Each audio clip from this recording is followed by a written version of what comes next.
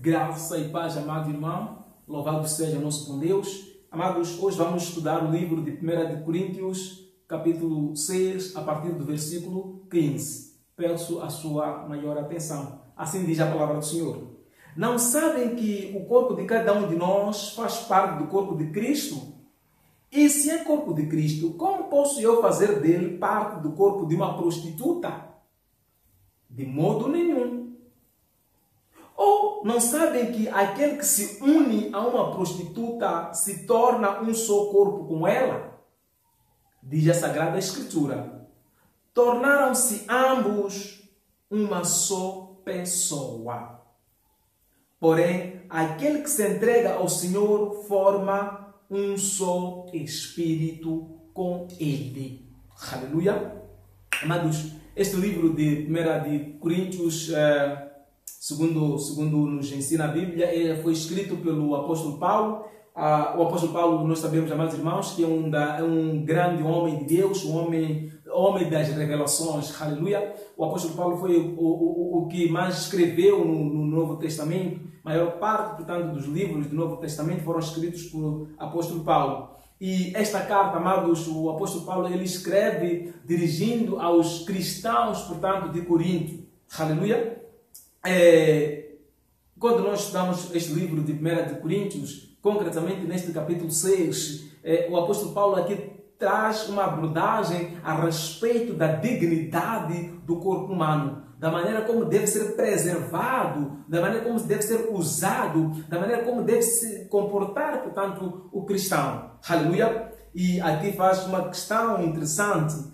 Não sabem que o corpo de cada um de nós faz parte do corpo de Cristo?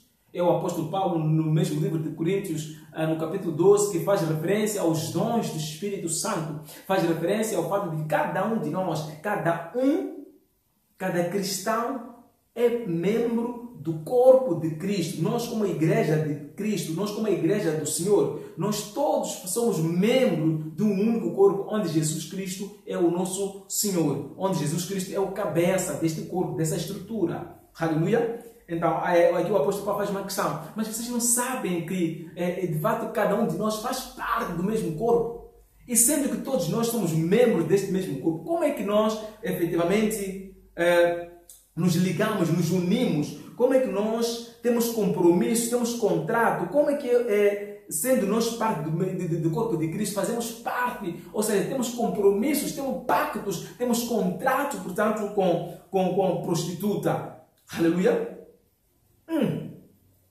Amados, não sabem que o corpo de cada um faz parte do corpo de Cristo? E se é corpo de Cristo, como posso eu fazer parte, aleluia, do corpo de uma prostituta?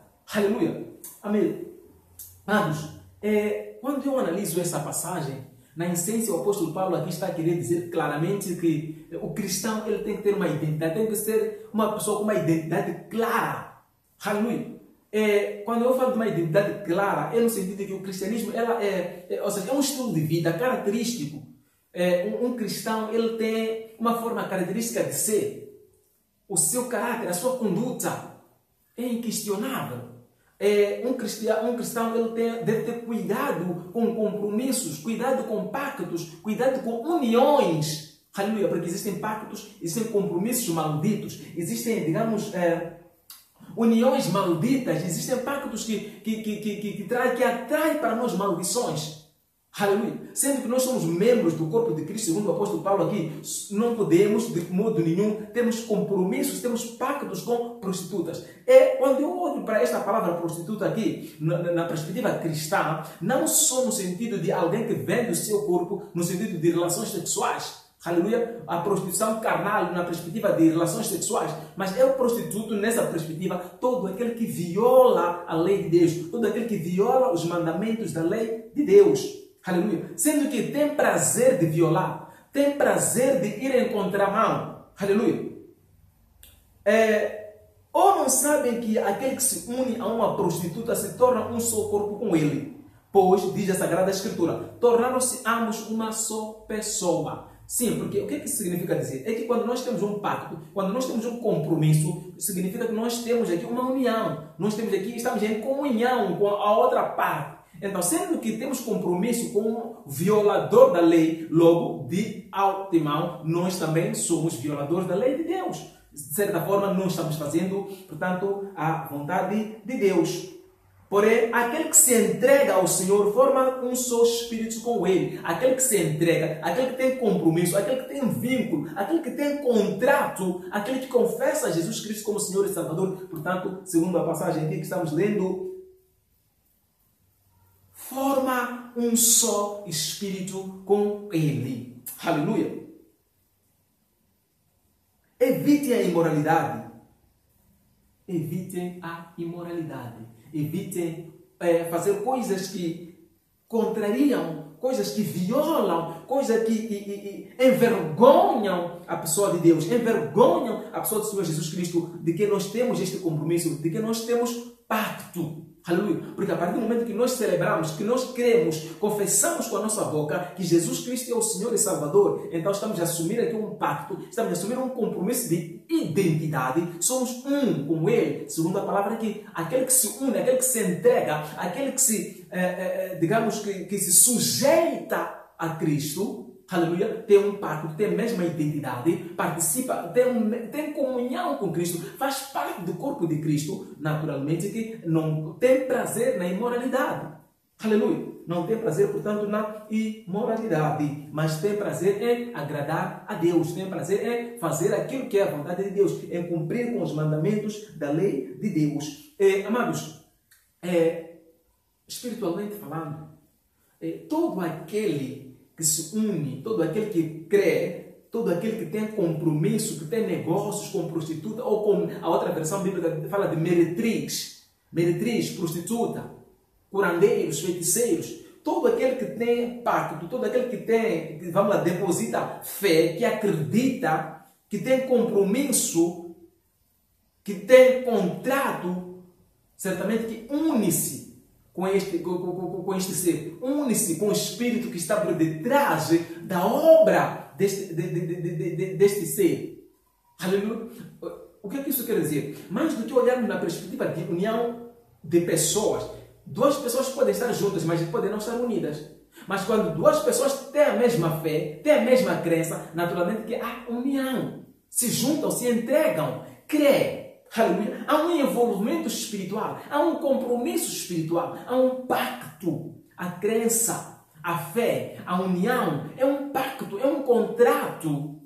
E aquele que deposita a fé, aquele que crê, aquele que se une à meretriz ou que se une à prostituta, a Bíblia aqui diz que torna-se o mesmo espírito, torna-se mesmo espírito. Participam da mesma ceia, partilham a mesma crença, têm a mesma fé, são um. Uma vez juntos, se tornam-se uma única pessoa. Aleluia. Então, aquele que se une a Cristo, aquele que confessa a Cristo, esse também torna-se mesma pessoa com Cristo. Razão pela qual é impossível alguém que anda com Cristo, que tem união com Cristo, tenha prazer em andar em trevas, tenha prazer em ter compromissos com prostitutas, em ter compromissos com meretrizes, em ter compromissos com feiticeiros, em ter compromissos com curandeiros. É o que a Bíblia aqui está a dizer. Aleluia. Porque as obras desses tais não agradam a Deus. Violam os mandamentos da lei de Deus.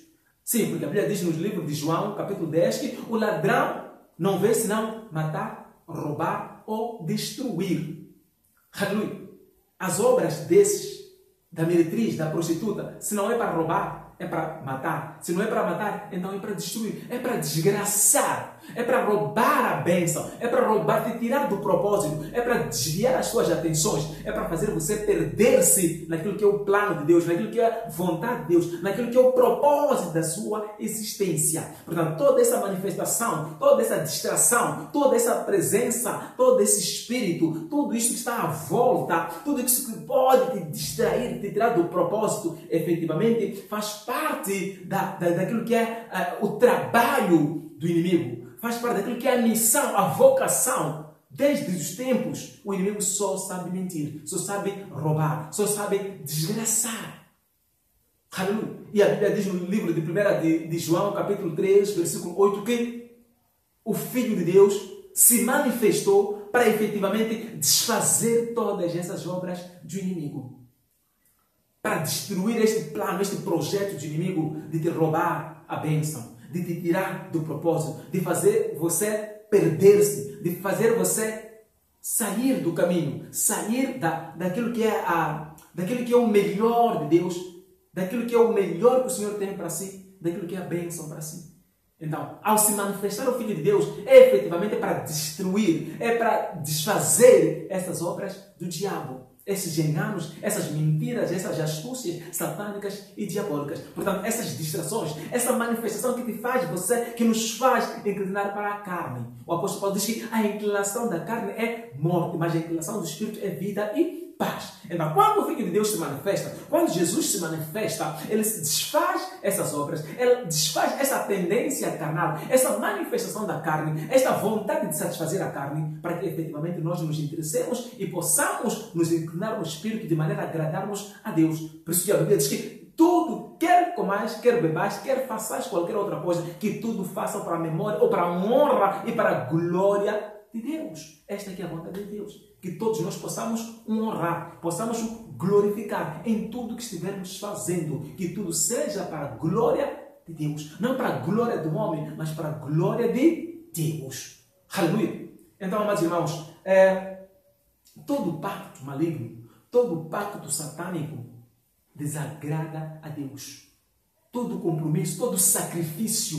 Sim, porque um pacto é um sacrifício, de certa forma. Quando eu tenho um pacto com alguém, quando eu tenho um compromisso com alguém, estou a dizer em outras palavras que há aqui cláusulas, de certa forma, de cumprimento obrigatório, onde em algum momento eu tenho que deixar de ser eu para poder satisfazer aquilo que é o compromisso que eu tenho para com outra parte.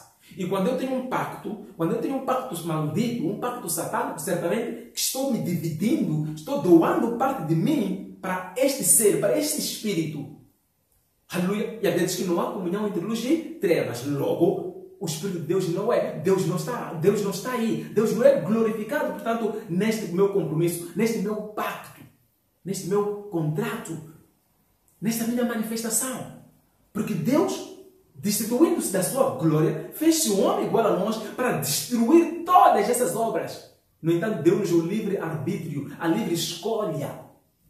Cada um de nós é livre de escolher. No entanto, quer a escolha este ou aquele caminho, há sempre uma consequência. Há sempre uma colheita. No final de uma sementeira, no final de um trabalho, há sempre uma recompensa. Agora, se as obras forem boas, a recompensa, de certa forma, é boa. Se as obras forem más, a recompensa é desagradável. Um pacto bom traz bons resultados. Um pacto maldito traz resultados desastrosos, indesejados.